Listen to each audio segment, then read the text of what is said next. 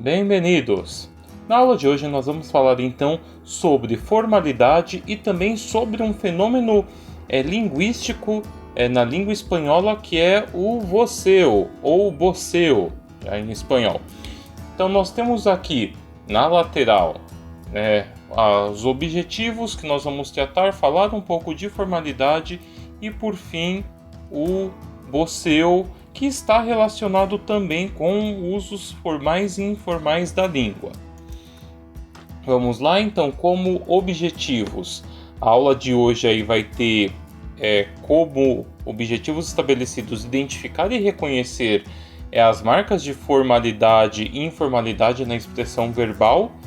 E, pensando em expressão verbal, tanto escrita quanto fala, né, essas marcas linguísticas estarão nesses dois ambientes igualmente. Compreender situações para usar um ou outro registro. Então, compreender que situações que eu devo usar o registro formal e que situações eu devo usar o registro informal. E, por fim, empregar adequadamente o voceu, né, pensar aí nesse fenômeno que vai ter aí algumas consequências estruturais, que não é apenas uma questão de substituição, que vai ser tratado um pouco mais à frente.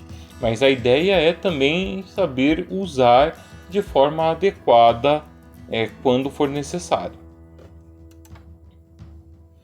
Então, quando a gente pensa em formalidade, não sei se vocês viram isso em língua portuguesa, mas quando a gente pensa em formalidade, a gente está pensando em variação linguística. E dentre a variação linguística, existem lá um conjunto de variações. A variação diafásica, que é aquela relacionada com as situações de fala, que é interna ao falante, em que ele estabelece quais registros devem utilizar, é essa variação então que vai dar conta aí dessas diferenças entre formalidade e informalidade, certo? Então, cada um dos falantes tem em si algumas noções sobre situações comunicativas e essas situações comunicativas estão relacionadas com registros de fala, tá? Então, de certa forma, neste sentido, é a situação que vai aí colocar modos e regras na língua, modos de agir e regras comportamentais. Não chega a ser gramaticais, mas sim comportamentais, visto que as formas que serão apresentadas não é que uma é certa e a outra é errada, então não são regras gramaticais. São regras comportamentais. Em determinado ambiente se espera um uso, em outro ambiente se espera outro uso. E aí, para que a gente possa ter em mente essa questão da variação, principalmente em relação à formalidade, a gente vai fazer uma comparação no que é tratado no Brasil. Então, quando a gente tem este ponto de formalidade marcado na língua no Brasil, a gente tem, por exemplo, em relação aos pronomes, o tu ele é uma variação diatópica. O que isso quer dizer? É um regionalismo. Algumas regiões usam e preferem o tu como uma forma para a comunicação. Não é o caso, por exemplo, da região sudeste, especificamente do estado de São Paulo. Tá?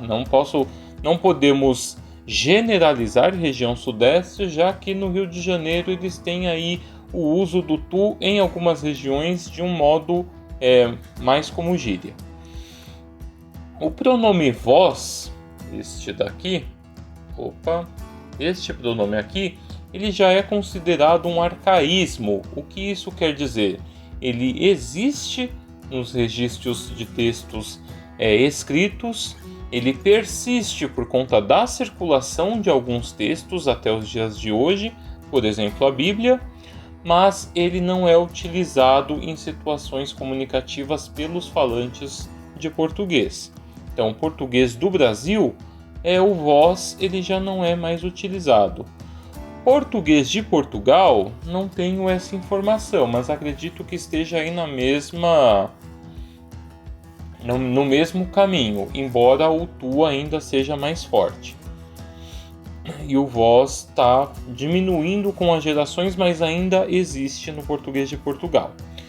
E a relação o tu e o vós, ele acaba sendo aí usos específicos, e a gente tem um uso maior, pensando no estado de São Paulo, o pronome de tratamento. Então a gente vai trazer aqui você e senhor como formas de marcação da formalidade e da informalidade.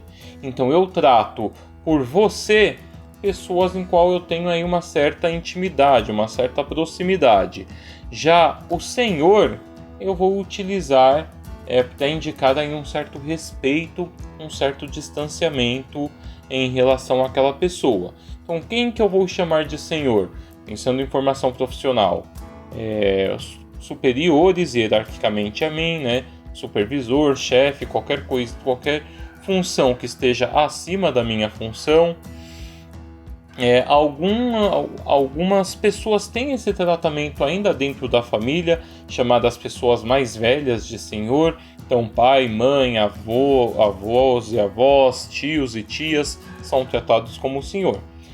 E ainda na língua portuguesa nós temos aí um conjunto de pronomes de tratamento que são mais específicos a certas pessoas ou funções, como por exemplo meritíssimo, excelência e tudo mais, que são usos específicos, tá? Específicos a cargo, a função social daquela pessoa. Mas você e senhor, esses dois já dão uma boa ideia de como ocorre a formalidade na língua portuguesa, por meio de instrumentos linguísticos, né? Por meio dos pronomes. Nos países hispanofalantes, então nos países que têm o espanhol ou o castelhano como uma língua de comunicação, você vai ter aí diferenças no uso dos pronomes, não só no uso dos pronomes, mas também nos verbos que acompanham esses pronomes, entre a Espanha e os países da América Latina. Não só isso, nós também temos aí o você como um dos itens que vai trazer daí os pontos de informalidade para a língua. Então, pensando primeiro na Espanha, na Espanha nós temos aí o tu e o vosotros, ou seja, os pronomes de segunda pessoa, muito mais ligado com o uso informal, enquanto que o uso de usted ou ustedes para um uso formal da língua. Então, como vocês podem perceber aqui, nesse daqui, como está, como estão, corrigindo, como está, como estão, é formal porque está relacionado aqui a usted ou ustedes. Como está usted, como estão ustedes. Já esse uso aqui, como estás e como estais, estão relacionados à segunda pessoa aqui, ou seja, é informal, tá? Então, para a Espanha eu vou ter essa diferenciação: segunda pessoa informal, terceira pessoa formal. No entanto, nos países da América Latina não ocorrem dessa forma. Nós temos aqui então o tu, ele vai registrar aí uma certa informalidade, certo? O usted, ele vai trazer a questão da formalidade, e o ustedes, ele serve para quaisquer contextos, formais ou informais. E o que isso quer dizer? Quer dizer que o vosotros na América Latina, ele está também virando um arcaísmo, ele está sumindo. Então o que estava aqui, deixa eu voltar, essa forma aqui, como os llamais, que indica aí uma segunda pessoa do plural, um vosotros, essa forma está sumindo.